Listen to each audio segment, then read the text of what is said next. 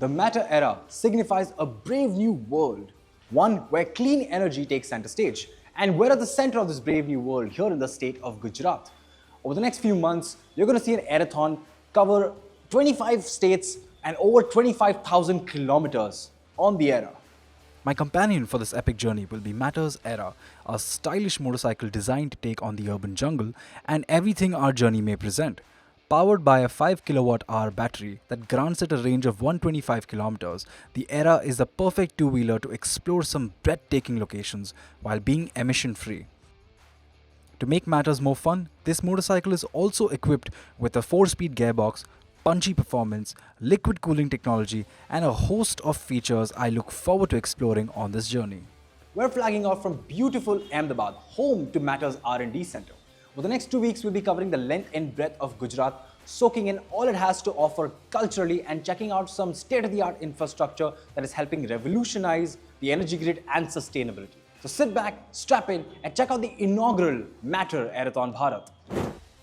Our journey began with a short stint through the city of Ahmedabad as we made our way through its traffic and onto an open highway, followed by a short ride to the city of Matter.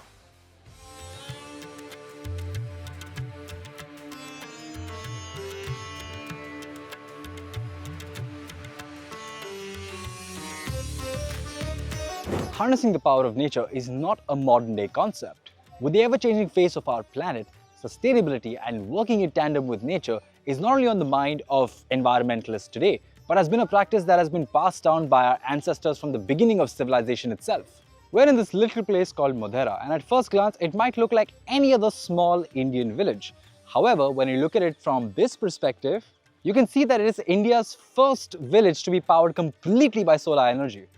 Between the ground-mounted solar panels, the rooftop panels and battery storage systems, Modhera runs on solar power 24/7.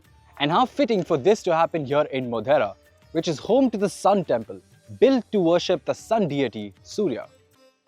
On our way to Patan, we got rather late and finding a charger wasn't that easy. As you can see, I've just plugged it in right here and this is the hotel lobby. So yeah, it's fully charged. I left it overnight and now I'm ready to go. Once the Aera was charged and ready, we left to explore the rest of Patan.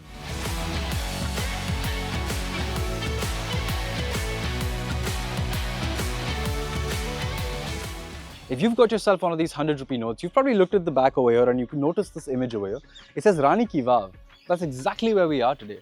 Now this was built in the 11th century by the Chalukya dynasty, and the interesting thing about this is that it's an inverted temple to highlight the sanctity of water.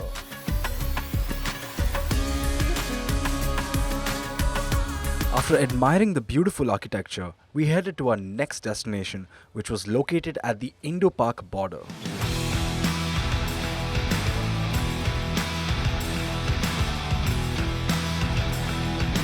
Well, we've made it all the way to the edge of India. We're at Nanabet, which, as you can tell, we're at the IndoPark border. We're right at the edge. Unfortunately, the weather had other plans. Even though we're almost sort of in a desert, it's raining over here. Pretty unexpected, but it is what it is. It's all part of the adventure and all part of the road trip.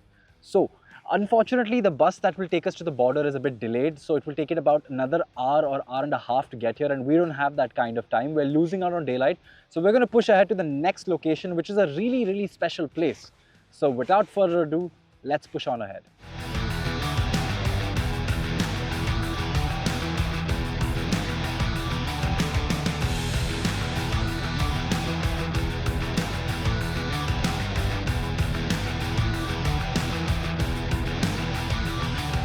Gujarat has always been ahead of the curve when it comes to clean energy, and this massive solar park that you see over here, located in Charanka, spans over 3,000 acres.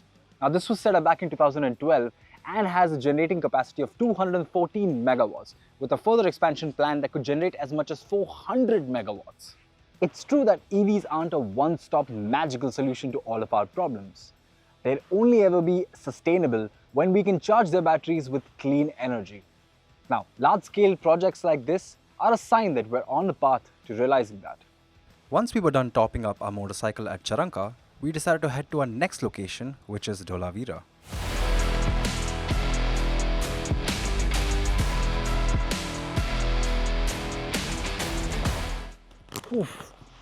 Well, we've just made it to Dholavira after riding through the morning, and now it's nearly brunch time.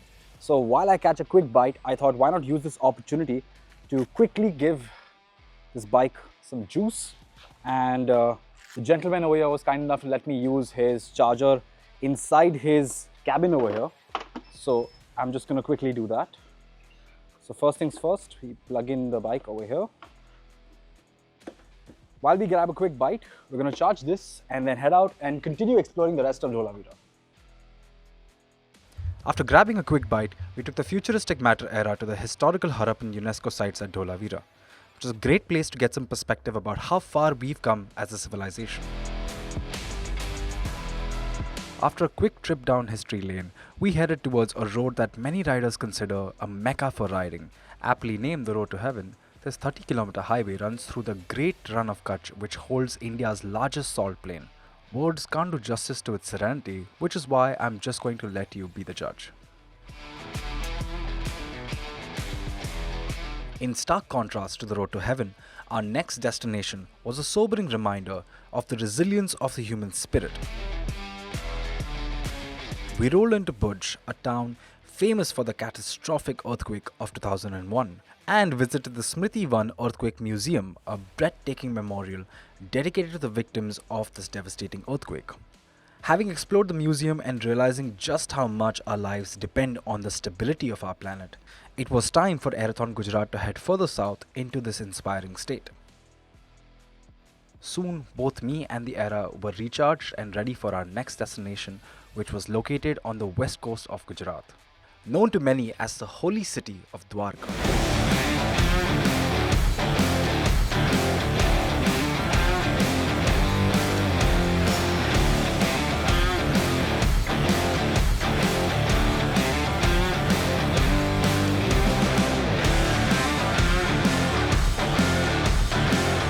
These pristine surroundings you see here are the Shivarajur Beach, located on the outskirts of Dwarka. Normally, I'd feel really guilty about riding a motorcycle on a beach, but on this occasion, knowing that I won't be polluting it in any way, I can ride across it guilt-free. It's time to have some fun.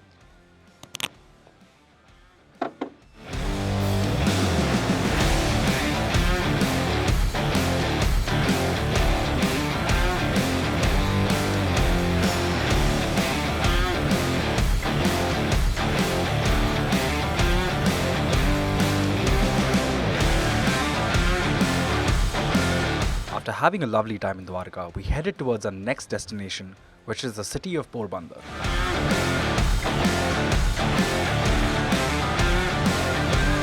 We're currently in the city of Porbander, famous for being the birthplace of the father of our nation.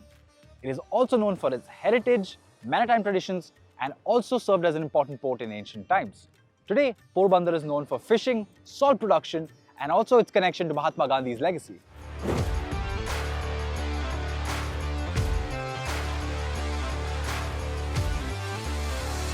After taking in the sights and scenes at Porbander, we headed to our next destination, which is the sacred town of Somat.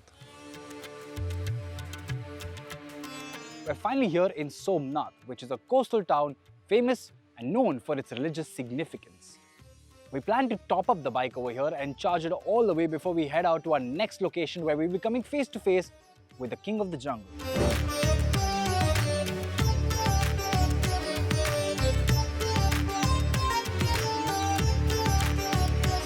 Gir National Park is renowned as the last refuge of the Asiatic lion, and this park spans approximately 1400 square kilometers. Gir National Park includes a mix of dry deciduous forests, scrubland, grasslands, and semi-evergreen flora, providing a habitat suitable for a wide variety of wildlife.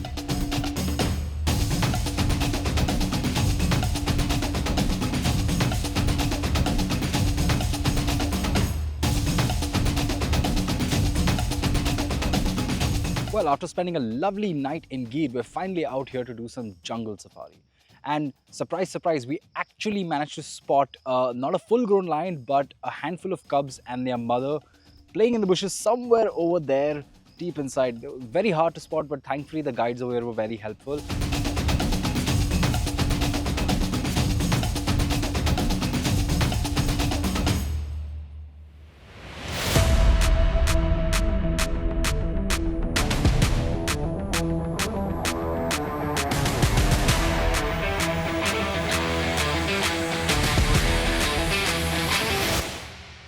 after having a lovely experience in Gir, we finally traced our way back to the west coast and we've come to the Union Territory of Diu.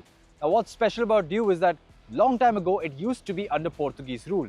In fact, it was under Portuguese rule for about 450 years. And now it's a Union Territory and it's famous for its Portuguese architecture, its seafood and its beautiful beaches. Since we're on a zero-emission vehicle, we thought why not make the most of this opportunity and use the limited range that we had left after that entire commute and roam around and explore the places around here. What we've stumbled upon is a beautiful location overseeing the Diu Fort.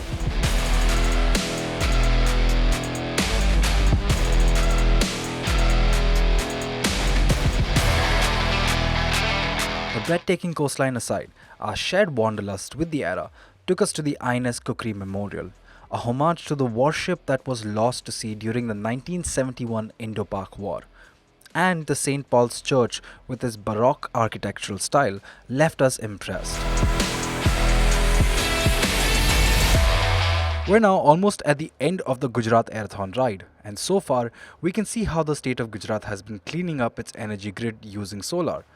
But here at the west coast, you get refreshing winds blowing in from the sea, and we're now harnessing that energy with wind farms like these, making our grid even cleaner and reducing our reliance on fossil fuels. After a lovely ride on Gujarat's fabulous highways, we headed to our next destination, which is the city of Bhavnagar.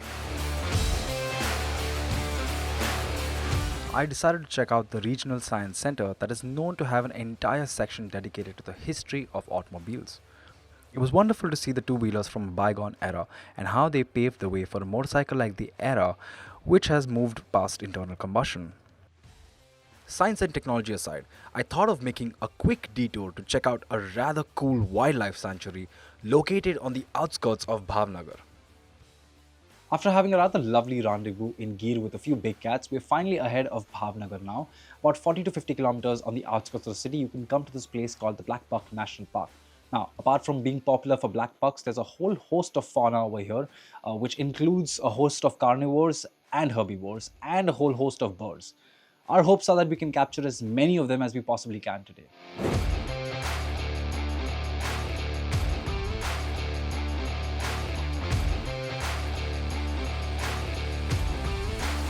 After fully charging the Aera and spending some time with my neighbor, I headed to the next destination, which was Lothal. Lothal is home to the remains of yet another archaeological site of great significance. This Harappan site located in Lothal is believed to have the world's earliest known dock. Back then, this was a significant port and served as an important trade route. On my way, we decided to stop by the Amul factory in Anand and meet with the team to learn about their sustainable practices that are helping the environment. 65% electricity we are generating from solar panels, and from another plant near about 25% electricity we are generating from solars. We have started biogas plants at farm levels also and at our dairy plants also. In all our 46 plants there is no paper. All are digitalized, all the systems, all the data recordings is in digital mode only. We did our best to race against the sun and head towards the city where the Aerathon comes full circle to conclude where it all started, Ahmedabad, where we decided to take the sights, scenes, flavors and interact with the locals as we indulged in the city's nightlife activities. Poof, and there you have it. 14 days, 1800 kilometers and a lifetime worth of happy memories. And most importantly, zero emissions produced and not a single paisa spent on charging. This is the epic adventure that's the very first Matter Aerathon Bharat. And what a journey it has been.